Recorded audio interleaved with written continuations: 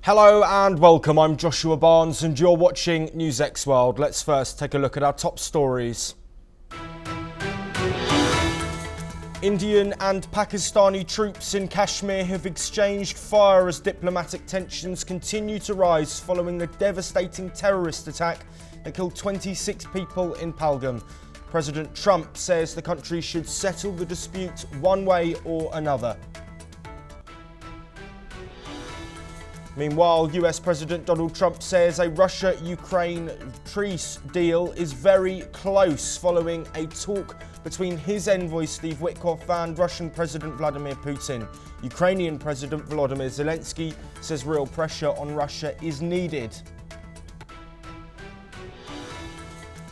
More than 250,000 people have paid their final respects to Pope Francis in the Vatican ahead of his funeral later today. Dozens of heads of state are arriving in Italy, though Ukraine's Zelensky may miss the service due to military meetings.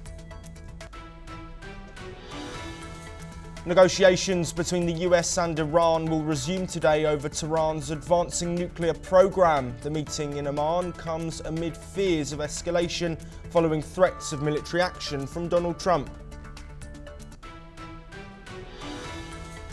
The head of the UN Agency for Palestinian Refugees says Israel is inflicting man-made and politically motivated starvation on Gaza. As further strikes are reported, the Hamas delegation is in Cairo today for ceasefire talks. Canada's election contenders have been rallying ahead of an election on the 28th of April. Prime Minister Mark Carney and main political opponent Pierre Poilievre have promised sweeping changes to boost the economy spurred by a global trade war. US officials have arrested a Wisconsin judge, charging her with helping a migrant and maintain her court evade immigration authorities. A crowd protests Hannah Duggan's arrest, further escalating a dispute on the Trump administration's immigration policies. Virginia Giuffre, one of the most outspoken accusers of convicted sex offender Jeffrey Epstein, has died by suicide at the age of 41. Her family, in a statement, said that she had been a fierce warrior and that the toll of abuse became unbearable.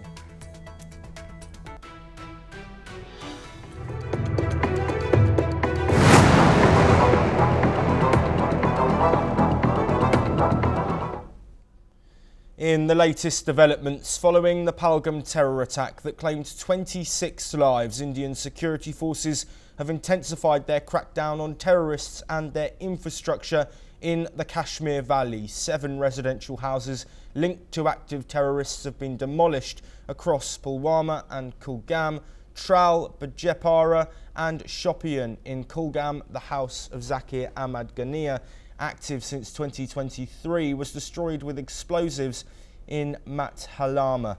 In Shopian's Chotipora area, the home of Shahid Ahmad Kutai, an active terrorist since 2002, was brought down. Another residence in Matalhama belonging to Zahid Ahmed was razed overnight. A day earlier, homes of 2 more accused terrorists, Asif Ahmad Sheikh from Tral and Adil Toka from Bajaberara, were taken down after their involvement in the Pahalgam attack was confirmed. Meanwhile, the United Nations Security Council has strongly condemned the attack. In a statement, members underscored the need to bring those responsible, including perpetrators, organisers, financiers and sponsors, to justice. In a related operation, security forces demolished the house of Pahalgam terror-accused Hassan ul-Haq Sheikh in Murran, Pulwama. During the search, an IED was found and destroyed on site due to the risk involved in moving it. Separately, the Indian Army reported that several Pakistan Army posts along the line of control opened unprovoked small arms fire during the night of April the 25th and the 26th. Indian troops returned fire and no casualties were reported. Meanwhile, US President Donald Trump has downplayed concerns about rising tensions between India and Pakistan. Let's listen in. Well, there have been tensions on that border for 1,500 years. So, the same as it's been, but they'll get it figured out one way or the other. I'm sure that I know both leaders. There's great tension between Pakistan and India, but US Director of National Intelligence Tulsi Gabbard expressed solidarity with India, tweeting, "We stand with India in the wake of the horrific Islamist terrorist attack in Pahalgam, which targeted and killed 26 Hindus." From Pakistan, PPP Chairman Bilawal Bhutto Zardari also shared his thoughts on the Pahalgam attack. Let's hear what he had to say. Fortunate that each terrorist attack is turned into a bilateral dispute rather than us focusing on combating terrorism itself. In this instance, as you've seen, it was a terrorist attack in Indian-occupied Kashmir, and the Indian government lost no time in blaming Pakistan. Meanwhile, a senior Saudi official said that Riyadh is actively working to prevent an escalation between the two nuclear-armed neighbours. Saudi Foreign Minister Faisal bin Farhan has personally spoken with his Indian and Pakistani counterparts in separate phone calls, his office has confirmed. As you can see on these visuals, we're showing you scenes following raids that have taken place. Of course, we know that the houses of 7 suspected terrorists have been targeted with an IED found, leading to the need to destroy the building using an explosion for safety reasons. Of course, while we discuss these diplomatic situations and tensions, we can't forget the lives that have been lost. 26 innocent tourists in Pahalgam gunned down at close range. Of course, the country still in mourning, the world still standing in solidarity with the Indian people in the wake of this devastating terror attack.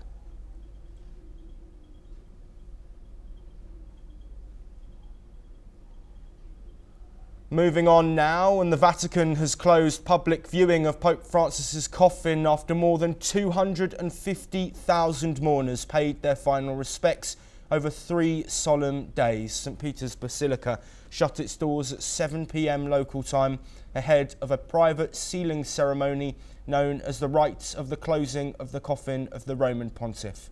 The 88-year-old late Pope, who died on Monday following a stroke, lay in state in an open coffin dressed in a red chasuble, white mitre and black shoes.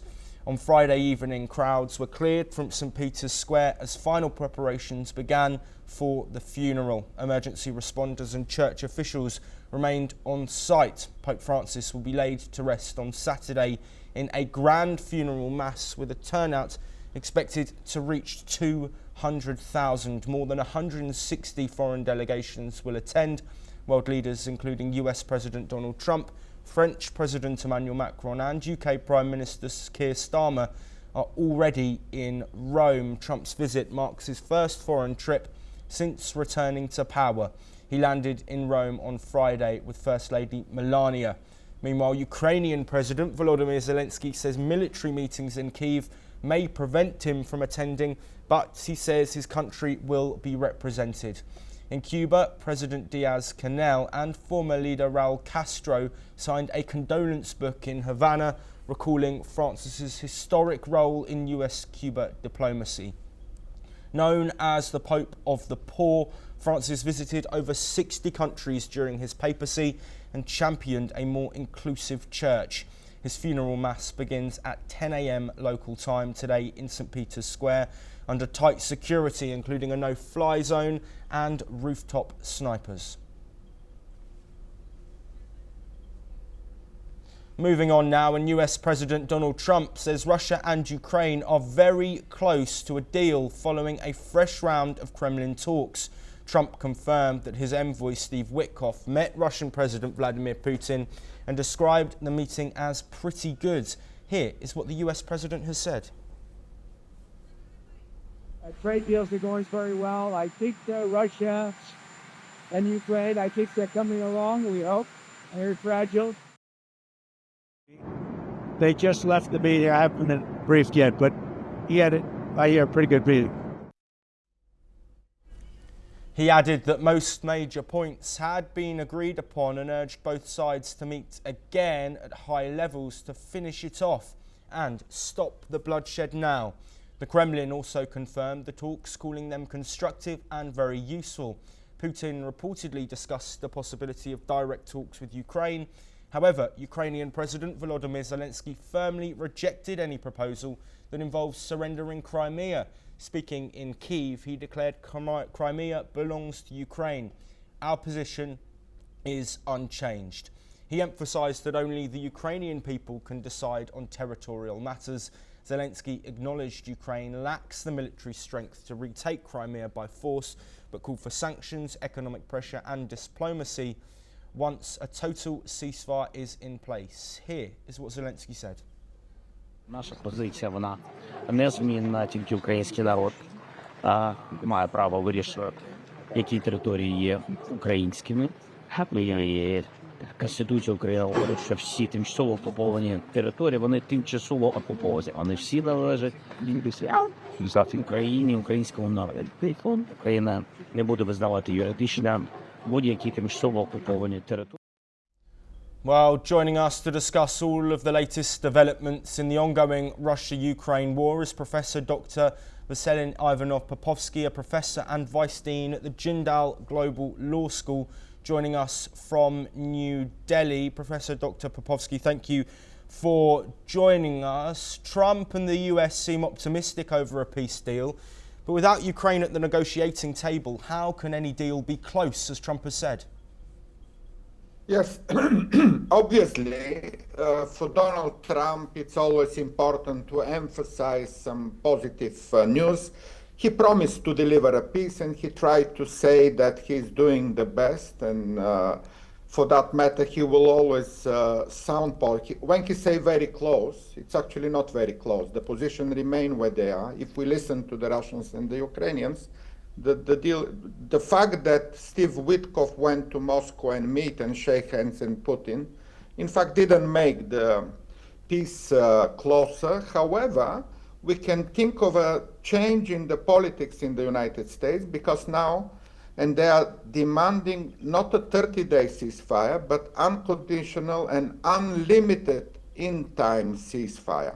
This is a good news for Ukraine, and somehow an invitation to consider. Ukrainians definitely would be interested in longer, even unlimited ceasefire, during which all the territorial issues, all the issues of lifting sanctions can be discussed.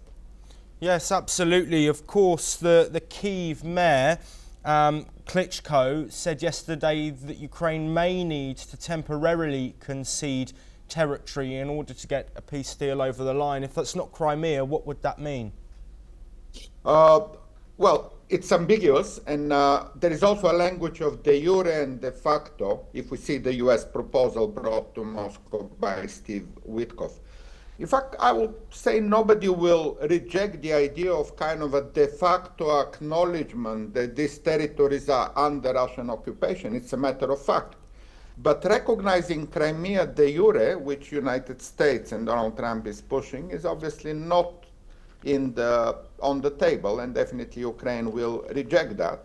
Even that de jure recognition only by United States, nobody else in the world will recognize Crimea, by the way. It wouldn't change much in terms of international law if one country, United States, recognizes Crimea. And the rest of 119 countries do not recognize Crimea. By the way, it did happen in Western Sahara when, again, Donald Trump wanted to recognize Western Sahara as part of Morocco, and that very much pleased the Moroccans, but nobody else in the world followed up. Those things did happen, and they don't mean too much. Again, if the pressure is for all the other countries to recognize Crimea, here United States cannot achieve anything. Even Turkey will never recognize Crimea as Russian. So Donald Trump is trying to give a little bit of how to say, chocolates to Moscow and to sound positive. But the real peace deal will be discussed probably longer and even less with the United States administration, because they prove to be very much far from the truth, far from the history. They don't understand what's going on in the world, and specifically they don't understand the conflict between Russia and Ukraine. Yes, Professor Dr. Popovsky, as we finish our discussion, of course, it's not just the United States who are engaged in conversations around the Russia-Ukraine war. Given the fact that Zelensky has remained firm in the fact that he will not concede Crimea in any peace deal, what role could other countries and other leaders play in trying to get this over the line, notably the European allies, also Canada as well? Well, these are the serious players, those who never change their mind over the next hours and days. We see a very consistent, over the last 11 years since the Crimean annexation, policy by the European Union, by Canada, by Australia, Japan, South Korea. A massive number of countries, more than 55 by the way, support Ukraine militarily, and over 100 countries support Ukraine politically. So it's not only Donald Trump, because Donald Trump is always first on the news because he changes his mind every day. And news agencies want to report scandals and change of mind. But the serious, consistent negotiators usually are behind the scene. They are not on the first pages of the newspapers, but these are the serious players. And well, I would suggest to watch what Macron, what Starmer in London, what many other serious politicians propose, and how the two sides, Russia and Ukraine, react. Professor Dr. Popovsky, we do have a little bit more time. Of course, we have seen military action in recent days as well.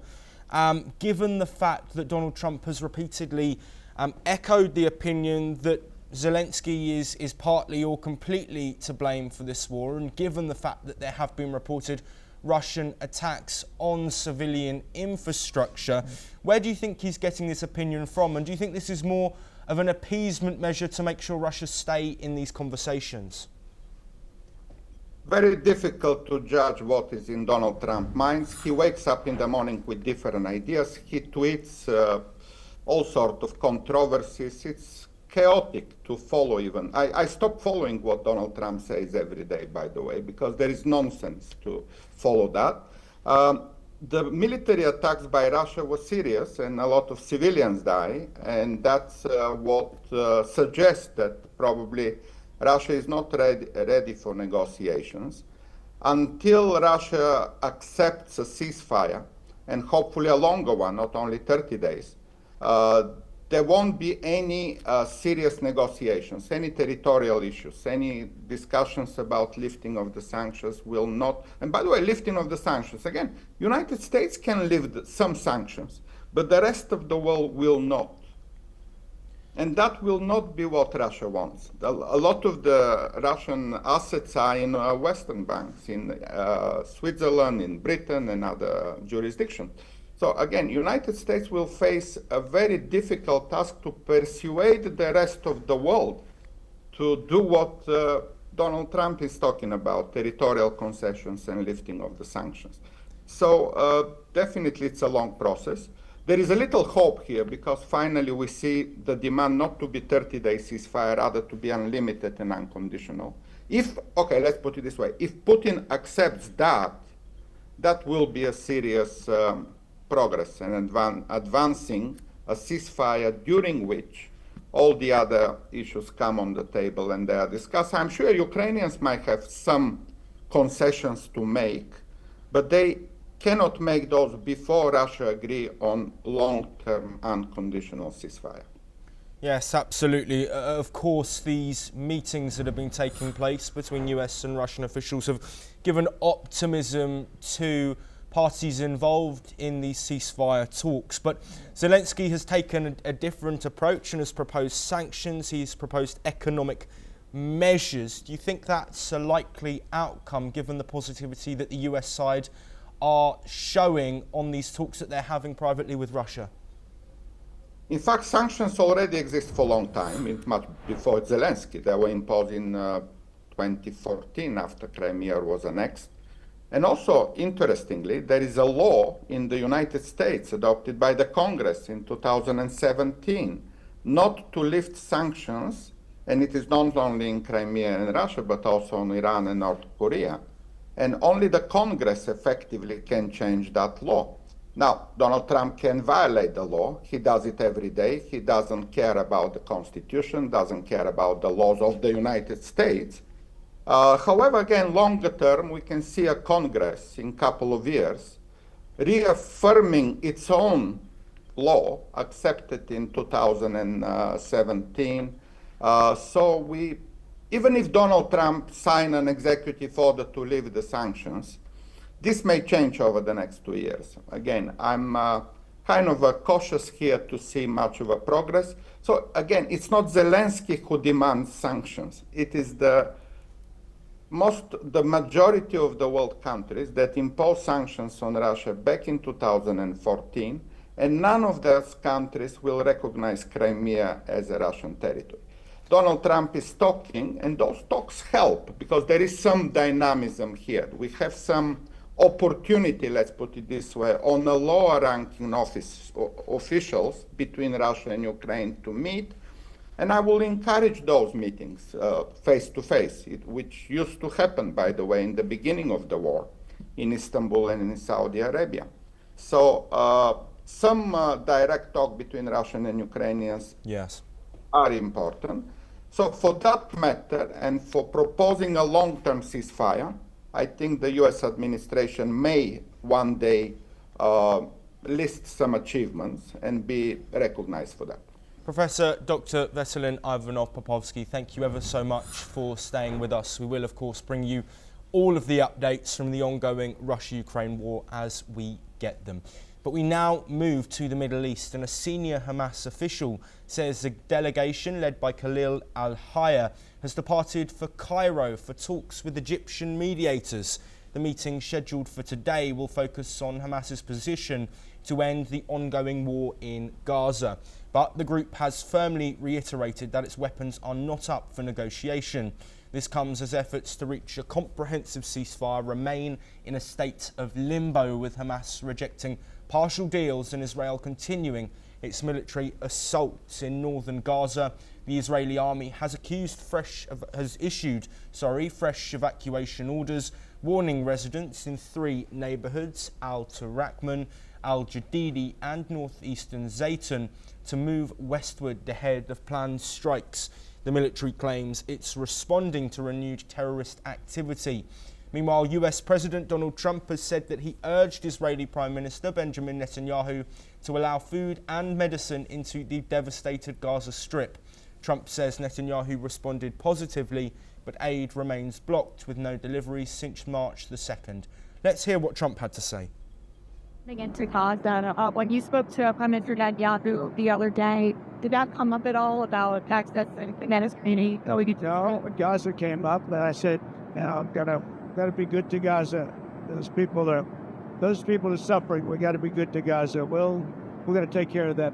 There's a very big need for medicine, food and medicine, and we're taking care of to open up more access. very hard to get food and medicine to Gaza. How did the Prime Minister respond to it? Well, in addition, the UN's World Food Programme has announced that it has run out of food stocks in Gaza as Israel's blockade continues into its 8th week. The head of the UN Agency for Palestinian Refugees, Philippe Lazzarini, has condemned the blockade as man-made and politically motivated starvation. He said that calls to bring in aid are being ignored. The World Health Organization is also sounding the alarm. The Director General of WHO has said that medical supplies in Gaza are also running out and insists the aid blockade must end now, warning that lives depend on it. The death toll in Gaza has now passed 51,000 since the conflict erupted, according to local media reports, while Hamas still holds over 50 Israeli hostages, which led to the resumption of fighting months ago. Moving on now, and federal agents have arrested Milwaukee County Judge Hannah Duggan, accusing her of obstructing an immigration arrest inside her courthouse. FBI Director Kash Patel said Duggan misdirected agents trying to detain Mexican national Eduardo Flores Ruiz, allowing him to exit through a jury door. Trump responded by saying the courts are holding us back. Here is what Trump said. It's a terrible thing. The judge was arrested because he was housing a tren d'Iroquois, right? Is that the one you're talking about? It's pretty surprising. It's terrible. Judge Duggan, who was elected in 2016, faces 2 federal charges: obstruction and concealing an individual. She made no comment during her court appearance. Her lawyer says she will fight the charges. Meanwhile, protesters gathered outside the Milwaukee courthouse demanding due process, chanting "Free the judge now." Critics, including lawmakers, called the arrest a dangerous overreach of federal power. Here is what a protester said. Duggan's arrest is not just about her, right? This is about striking fear in the heart of the judiciary across the entire country. She's the first she's the first official who's been targeted by the Trump regime, and that's because they care about destroying our checks and balances. They care about power. That's what this is. It's not about the judge that's in there right now who's just charged with 2 felonies. It's about striking fear in the judiciary across the entire country. Meanwhile, migrants discouraged by Trump's crackdown are seeking help to return home. Dozens stranded in Honduras await UN-assisted repatriation flights after abandoning US asylum hopes. Demand for voluntary return has surged, with requests tripling this year.